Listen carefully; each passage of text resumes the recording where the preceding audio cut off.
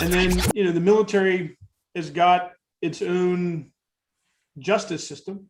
And as a commanding officer, you are absolutely accountable and absolutely responsible for the things that your team does well and for the things that they don't do well. And the end result of that, I got relieved of command. And what does that really mean in civilian terms? I got fired. So imagine, being on the top of your career, doing all that good stuff. And then, things go sideways and your role and your identity gone. Wow. So you're a can-do guy, can-do person, can-do gal, whatever. And now your sense of identity, what you knew for your entire adult life, gone. Your self-assurance, your confidence, gone. And you had to figure out who you were, you had to figure out what mattered, and you had to figure out what's next. Most of us never learned how to train our brains, which is why most of us needlessly settle, struggle, and worse, suffer. My name is Chris Doris, and I want to make brain training mainstream. This is my series, Tough Talks, Conversations on Mental Toughness. I'm interviewing badasses from all walks of life on what mental toughness means to them and their unique approaches to strengthening their minds. Hey everybody, welcome back to Tough Talks, Conversations on Mental Toughness. I am your host, Chris Doris.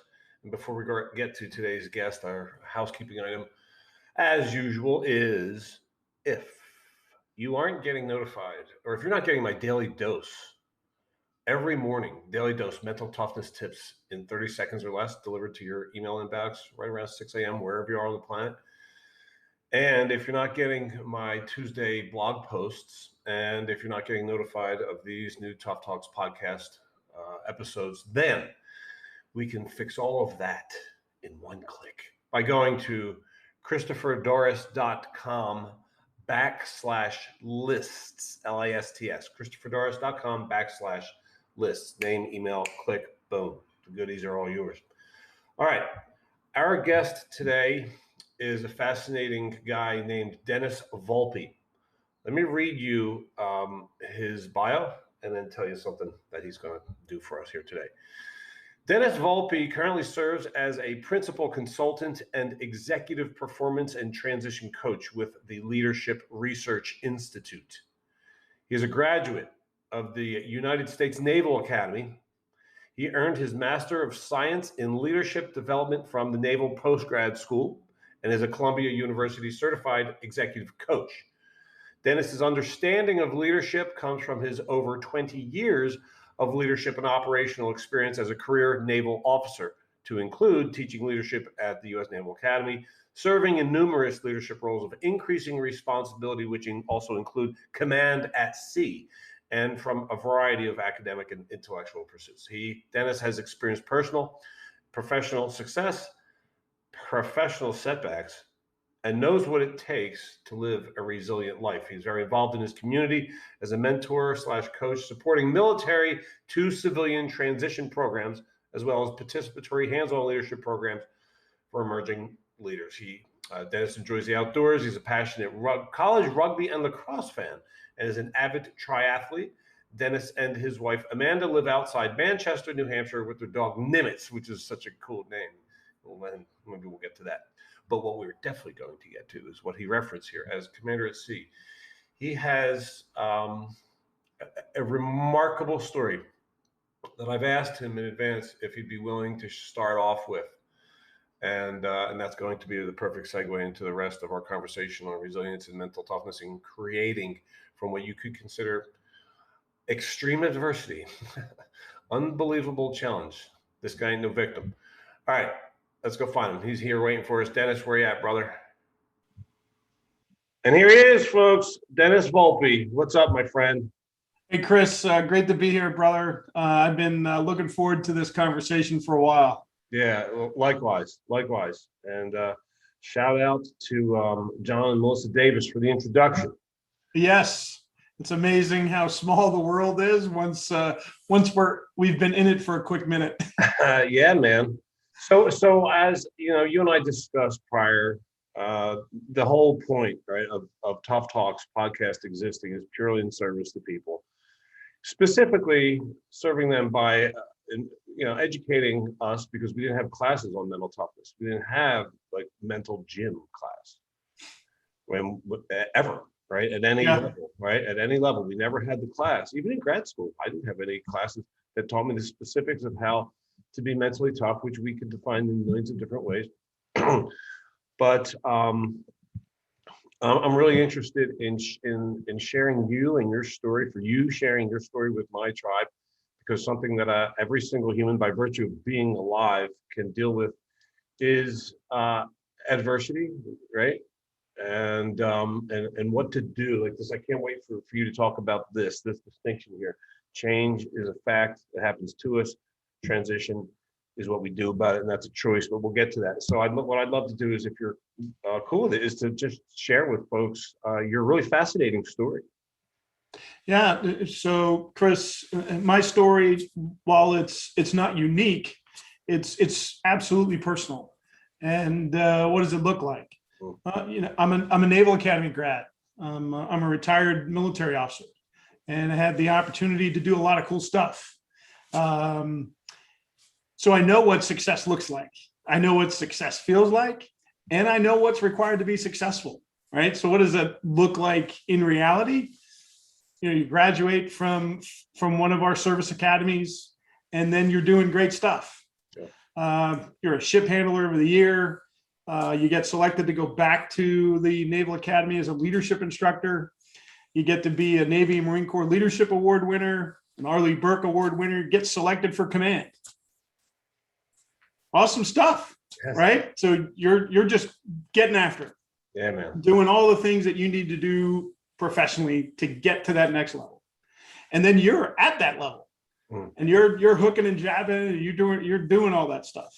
And then you get forward deployed, and you're supporting the 2014 Sochi Olympics. And imagine you're off the coast of Sochi, Russia, close enough to the coast that you could see, the Olympic torch in the foreground of the Sochi Mountains. Wow. Close enough that there's Russian maritime assets that are really interested as to why you're there. And close enough that, our civilian and military chain of command want to know what you're doing, how things are going, and everything else. So from a professional perspective, you're on top of the mountain. And everything's good until it wasn't. And we had to check off station and sail across the Black Sea to go and refuel.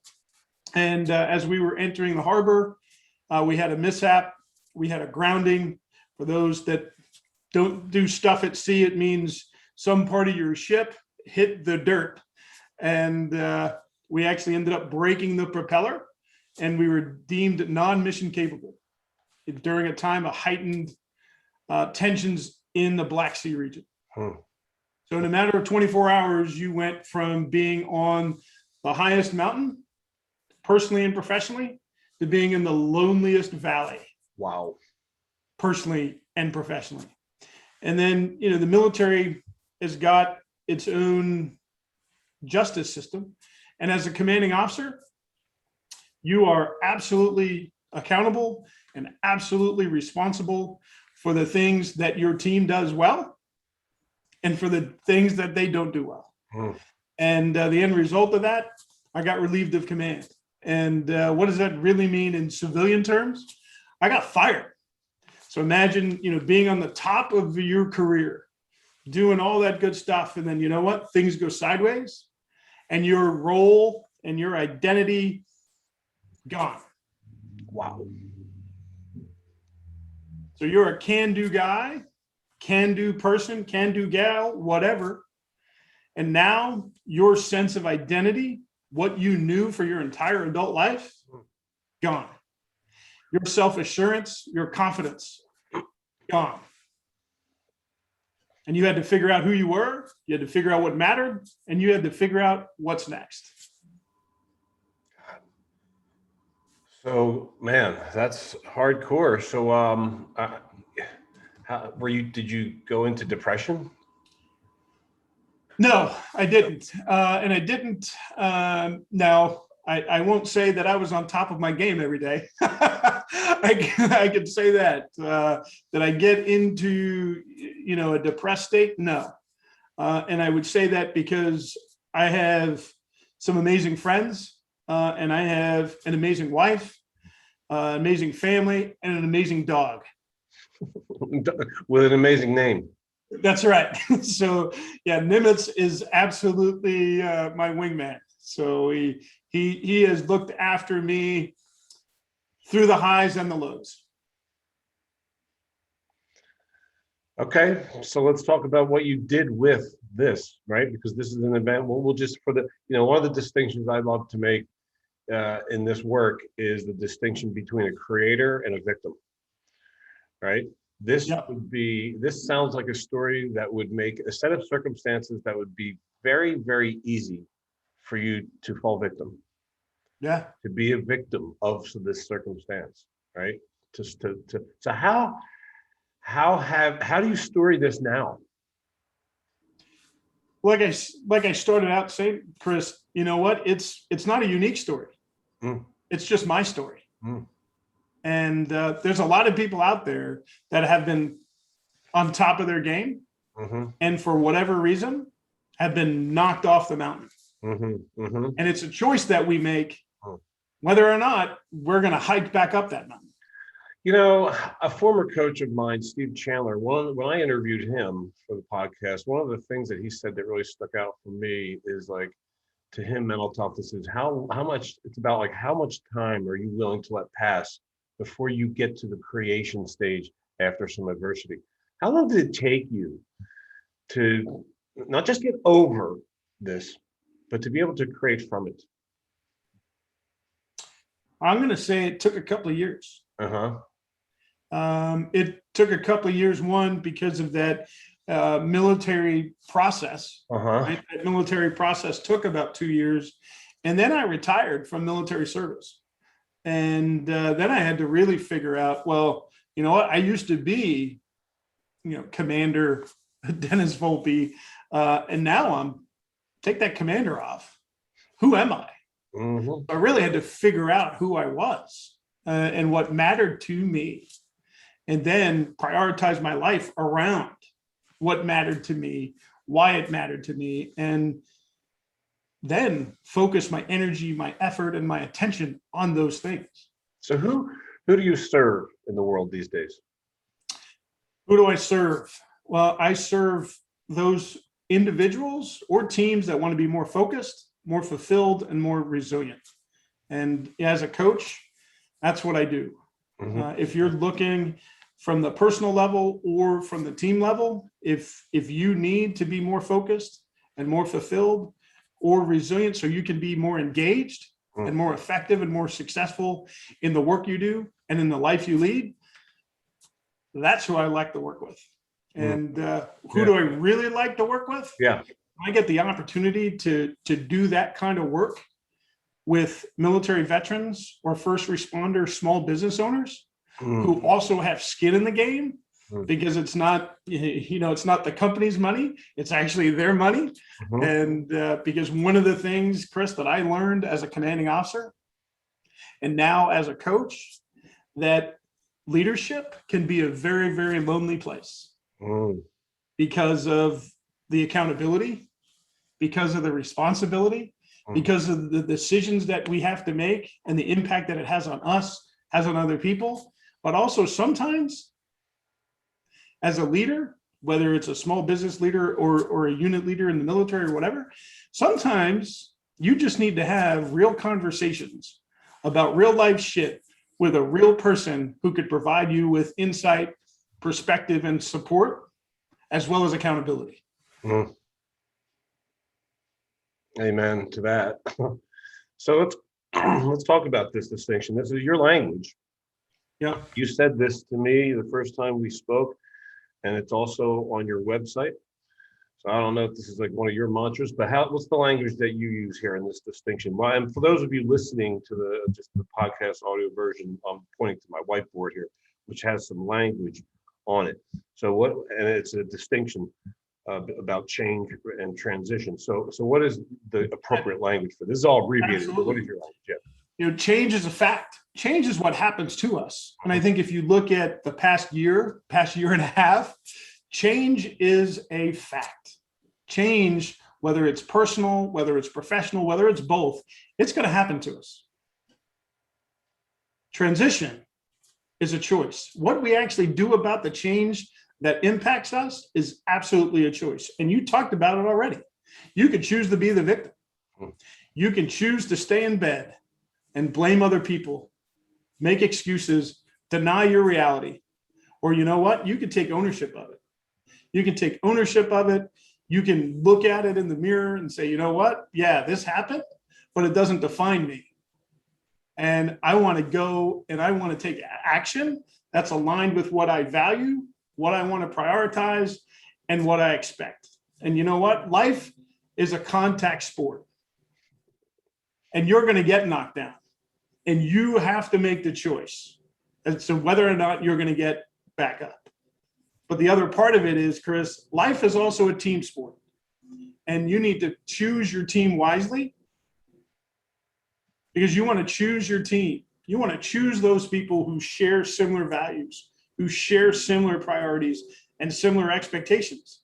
You want to choose people who are going to challenge you to be better today than you were yesterday and better tomorrow than you were today.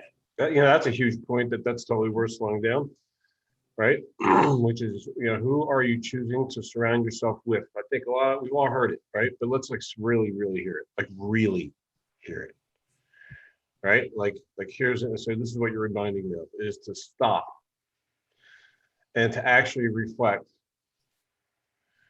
for as long as it needs. Who am I spending time with? Who am I including in my world? And are they making it easier for me to be amazing? Yeah. And if they're not, what are you doing about it? Yeah. Who are you spending time with? And how are you making sure that they're allowing you or enabling you or empowering you or equipping you to be amazing? And you're doing the same thing for them.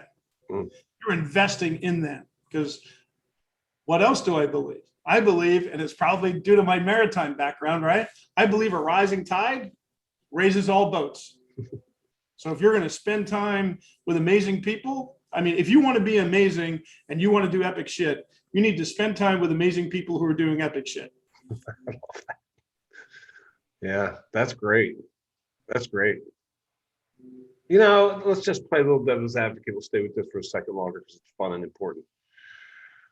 What if you're having that sort of conversation with someone, right? Not sort of that exact conversation with someone. And they go, yeah, but they start doing the yeah, buts. Like, yeah, but like, I'm just a typical person. Where do I find, how am I supposed to find people that are doing epic shit that want to even spend time with me? You got to get comfortable being uncomfortable. Right? You hear that all the time. What does that really mean? Well, hey, you gave a shout out to, the Davises. It took some effort for me to respond to that email, right? To say, yeah, you know what? I'm going to actually reach out to the mental toughness coach. The guy's who's got a podcast about mental toughness, who's got a following, who's got a tribe. And you know what? There was a time where self-confidence and self-assurance was something that I had, and then I lost, and I had to find it again. How? Okay, let's get into the how of that. What can you share with us of how? I mean, that's no small task, right? So No. you got any nuggets for us? Like, all right, how did you rebuild your confidence? You just had to take one step. And I know that you've talked to Dr. Taryn, right? She talks about, what scares us is sacred. That's how you get your confidence back. You start doing the stuff that makes you feel uncomfortable. Not crazy uncomfortable, but uncomfortable, no, we've had some other guests on right? here that Well, and I know you've had some people on here that have said, yeah, you need to do that crazy stuff, right? Yeah. But, for all of us regular people out here, Right. what is that one or two things that you're like, that scares me? And why does it scare you? Mm. Identify why it scares you. And then say, yeah, you know what? But it's going to make me better. Mm. And then taking that one step. That's great. And literally stepping, I like to say, stepping into the arena. Stepping into what? Stepping into the arena. Into the arena. Right. And when I think about one of the things that helped me the most going through all of my stuff, I remember when all of that stuff went down, and I got a random email from a major commander in the Navy, and it didn't say anything except the subject line. And the subject line said, "It's not the critic who counts." Wow. And that's from the man in the arena, Theodore Roosevelt. It's not the critic who counts. It's actually the man or woman in the arena who's actually doing those deeds, whose face is marred with blood and sweat and tears. It's not the person who's sitting on the sideline saying, oh, I could have done that better, or you could have done that better, right? And you talked about it. You could be a victim or you could be a creator. And, I read the book Unhackable recently, and it talked about, there's really three types of people in the world. You can either be a creator, you can be a consumer, or you could be a critic. Well, guess what? If you believe Theodore Roosevelt, and I do, the critic doesn't count. It's actually people who are actually in the arena, who are actually getting things done. And if you want to build your confidence, you need to get into the arena. And get into the arena with people who are going to support you, but also hold you accountable to what you said is important to you as you're moving forward in this thing we call life. So another thing that you said to me that really, and you've referenced it, you didn't say this exact language, but you said this exact language when we very first spoke, and I wrote it down, I even highlighted it. Uh-oh. So correct me, I was writing fast, so I don't know if I got it spot on, but I think it's close enough, and you'll fix it if it's not right. This is what you said. I know what it takes to fail and how to not be a failure. Does that sound like language you use? Yeah, that sounds like my language, brother. Well, that's a big deal, right? That's a huge construct. Or no, it's not a huge construct. That is there's a huge lesson in that, right? Which is the distinction between failure and failure. Like experiencing failure, that is a construct. That's one way of interpreting not getting what you want, failure. And then versus being a failure. Yep. Right. So like failure, as we generally agree, we'll just say the definition of failure is not getting what you want.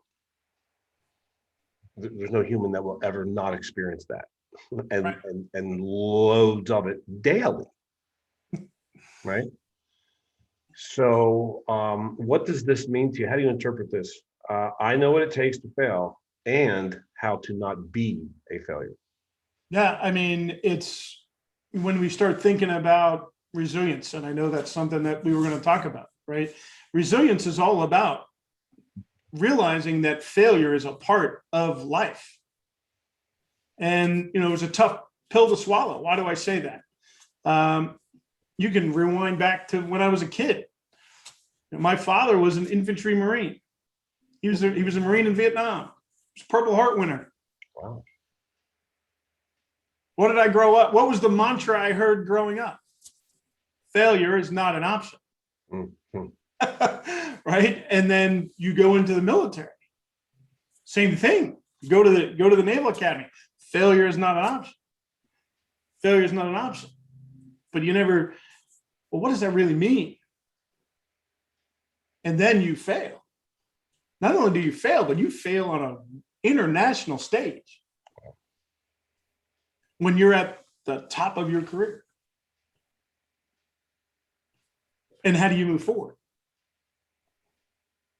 Well, one, it wasn't easy. Right. But how do you move forward? Well, you need to understand what your purpose is. You need to understand what purposeful work really is for you. And what does that look like? Because we've been given really bad advice our entire life. And what do I mean by that? Everybody says, Chris, you need to follow your passion. Crappy advice, right? Because with passion, with energy comes stray voltage. And you're going to potentially do stuff that doesn't make sense. That's not aligned with what your values are, what you deem is important. It's just energy. So being able to identify what gave me energy and take that passion and put it in a box of purpose. That's what allowed me to move forward. And what does that look like? Well, what is Dennis? What are his strengths? What is he good at? What is he really good at? Coaching is one of them. Being able to take an objective view of things and provide insight and perspective based on my experiences and my ability to look at things differently. There it is right there. That's your ability and willingness to look at things differently. So that's the strength part, right? And then what are the three other sides of that box? Well, what energizes you? You know, what actually gives you energy from the actual process? And then what matters to you, right? What are those things that you really want to solve? And for me, it's behavior change for people. Behavior change so that way they can actually do the work they want and live the life they want and be the best version of themselves. That's what energizes me. That's what matters to me. And then the other part of it is that team part. Who do you want to get into the arena with? And who do you want to literally go to battle with? Yeah, what about, again, going back to being devil's advocate, right? Because I'm just trying to hear, you know, I always do this in these interviews. I'm always visualizing like maybe what would someone listening or watching who's got some skepticism or at least some questions or maybe some doubt. Yeah. You know, so it's like you hear that and you go, yeah, well, I don't know. I mean, I'd love to be an entrepreneur. I don't know if I am. I don't know if I have that in me. You know, I don't. Maybe this is for people with more courage. What would you say to someone like that? Who's on that way? Yeah. So what's scaring you? And then identifying not only what scares you, but why does it scare you?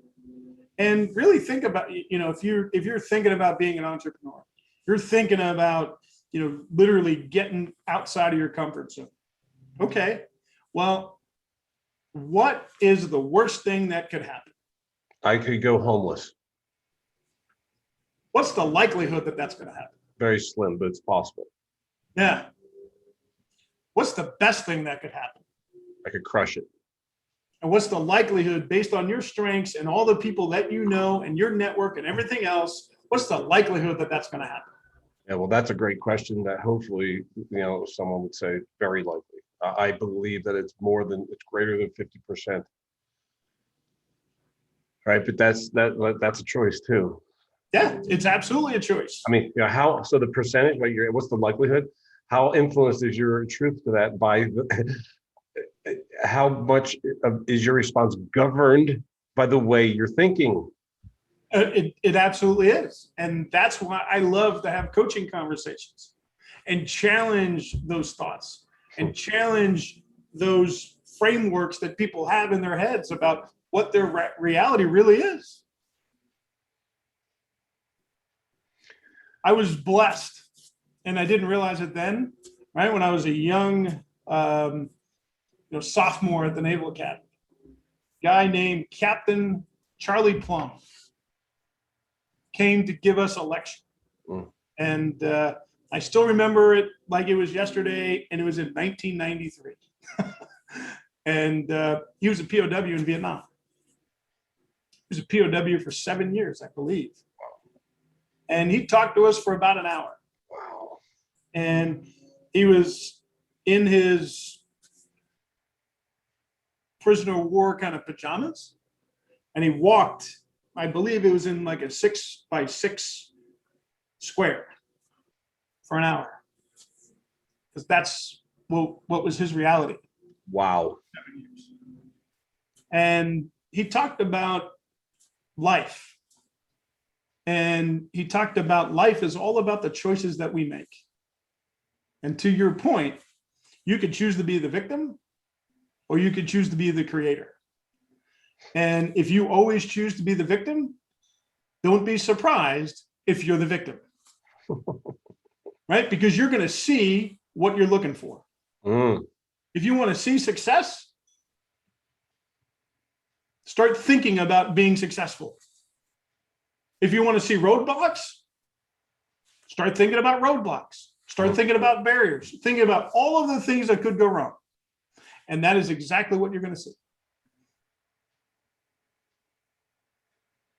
I don't know if it was Marcus Aurelius or Epictetus or who it was.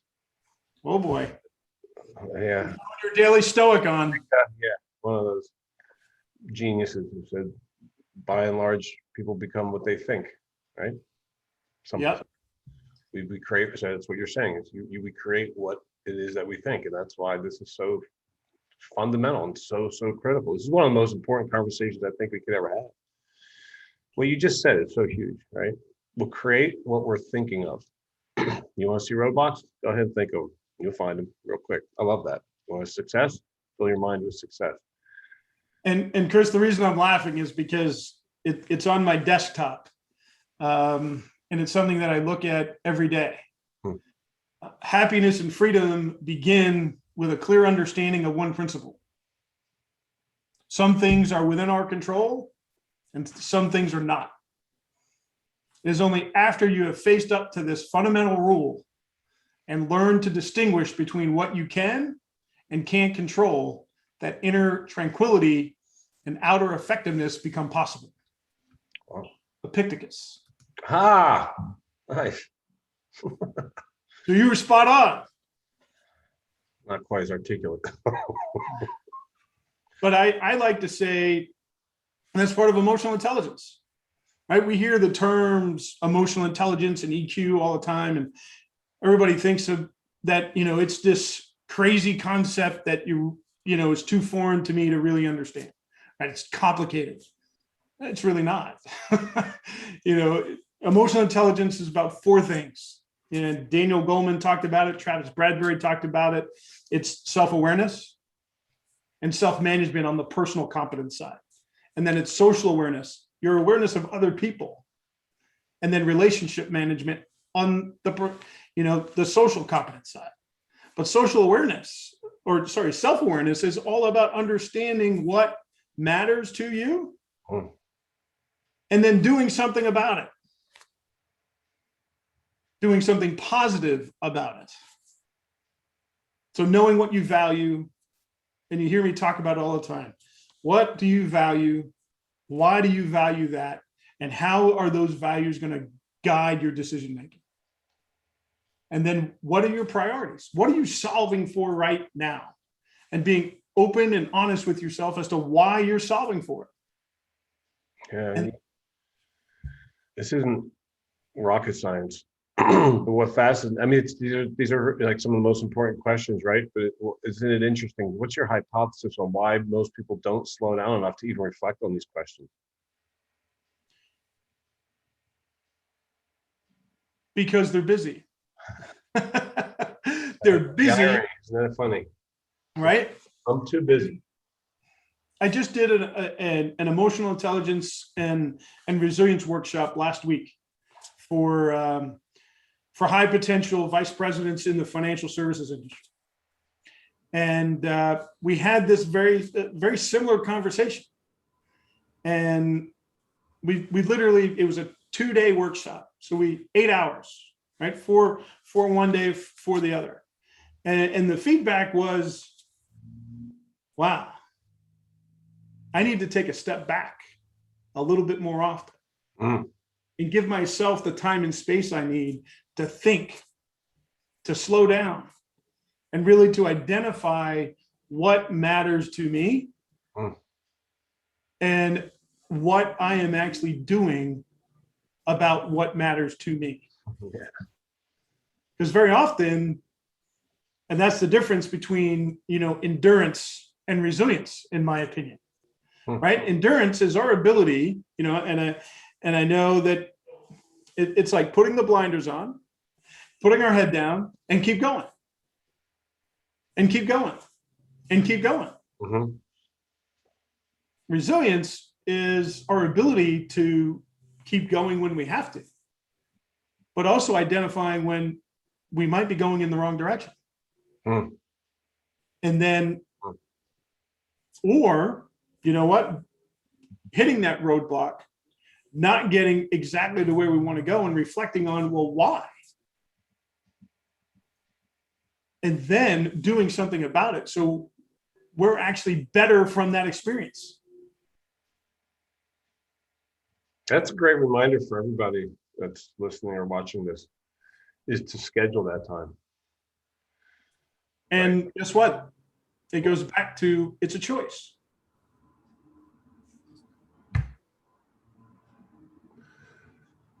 There's a book that I was required to read in philosophy class in college, where I met JD and Melissa at Muhlenberg. And it's by Leo Tolstoy, The Death of Ivan Ilyich. I haven't read that one yet. So it's about a guy who bought into the conventional definition of success and then committed his life to that, which is the attainment of wealth and power. As if that's really success. And then he gets sick, right? And he's on his deathbed, and he's confronted with the question, was my whole life wrong? Right? And you're asking you're throwing down all the important questions that people need to, that we, if we want to never have that confrontation with that question, then we need to slow down and spend time and reflect on all the important questions that you're dropping right here. What are my values? What's important to me? What am I good at? What am I doing about it? Right? I've got this lovely list. And now what am I doing to get in the arena? And that's the key thing, right? Because awareness is one thing. Effectiveness is another. So you don't necessarily just want to be an emotionally aware leader. You absolutely want to be that. But what you need to be is an emotionally effective leader, because it's somebody who takes that awareness and puts it into action. And that's why, you asked me about transition on purpose. What is a transition on purpose mindset? Well, it's one that's self-aware, that seeks clarity about what really matters, what reality really is, and what success looks like. And when I say success, how have you defined success for you and the people around you? Not how anybody else has defined success. And I had this conversation just yesterday. If you can't write a story, if you can't write a poem, if you can't draw a picture, paint a picture, or get a bunch of Lincoln Logs or Legos and build success for you, then you haven't thought about it enough. Amen. All right, there's some homework, everybody. Go get some Lincoln Logs, or write down answer the question, what is your definition of success? Dennis, I think that's one of the most important questions ever, right? Because the conditioning of our past would have us all buy into like the Leo Tolstoy's character, Ivan Ilyich, right? And I'll tell you, my experience, intellect, non-important variable here, because that doesn't transcend the conditioning that would have us all be mesmerized into committing, using all of our intellect, right, to go create wealth and power to discover what was this. But you know what, Chris? Some people's definition of success might be wealth and power. Fine. And you know what? Make that that is choice. totally okay. for them. Yeah, right. Good. Yeah. As long as they're open Your and choice. honest. Have it be your choice. Have it be your Yeah, definition that you exactly. chose, Is it mine? No. that you thought Right? through. Right. And when I think about success, it goes back to that whole values discussion. What do I need in my life to be successful? Right? And that if you took it away, that my version of success, my definition of success would be adversely impacted. Right? And what does that look like? Take away my autonomy, my ability to have conversations with awesome people who are doing epic shit like yourself. Take that away, my definition of success gets impacted. Impact, right? My ability to equip, empower, and energize others to really define and make better decisions about the work they do and the life they lead. Take that away, my definition of success goes away. Right? Connection. Take away my opportunity to interact with people who are going to challenge me to be better today than I was yesterday and better tomorrow than I was today. That's going to impact my definition of success. And then take away my physical, emotional, and financial security to do those things. That's going to impact my definition of success. That's what matters to me, is autonomy, impact, connection, and security for me and the people who matter to me. You use amazing language, man. I could listen to you all freaking day. I love the way you use language. It's very powerful. I don't hear that very often. We have to hang out more. You actually, I think a minute ago, you just dropped the title of your book. I did. Transition on Purpose.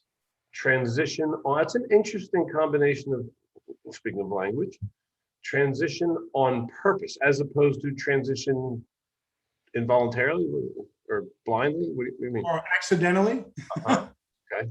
Right? Because when you transition on purpose, you're actually going to make deliberate choices and take focused action on what matters to you. And when you don't do that, you're doing it accidentally. And oh, by the way, I've done the accidental transition. That's actually how I ended up having a military career. I never planned to have a military career. I planned to go to the Naval Academy, do my minimum service obligation, and then go into federal law enforcement. That was the plan.